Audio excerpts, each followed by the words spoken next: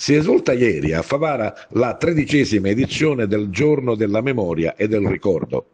L'iniziativa, promossa dall'Associazione Culturale Penna Sottile con il Comune di Favara, la Società Agrigentina di Storia Patria, il Comitato di Agrigento dell'Associazione Nazionale Venezia Giulia e Dalmazia, la Prefettura di Agrigento.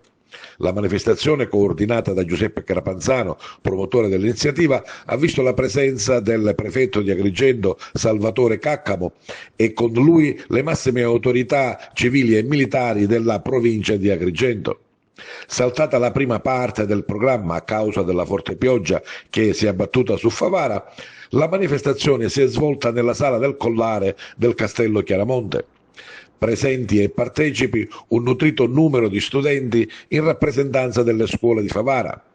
Con loro il prefetto Salvatore Caccamo, il cavaliere Gaetano Allotta e il sindaco Antonio Palumbo hanno affrontato i temi del giorno del ricordo legato ai massacri delle foibe e l'esodo giuliano-dalmata, la giornata della memoria per commemorare le vittime dell'Olocausto e con essi i temi più generali ed attualissimi della pace. Si sono alternati anche interventi culturali e musicali.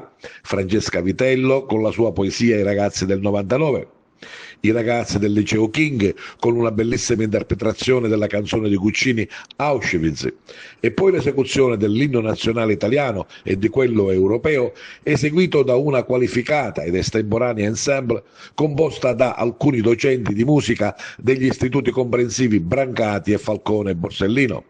La manifestazione è stata chiusa con la lettura della preghiera per la patria e l'appuntamento alla prossima settimana, tempo permettendo, per procedere alla deposizione della corona e l'inaugurazione del giardino del monumento ai caduti.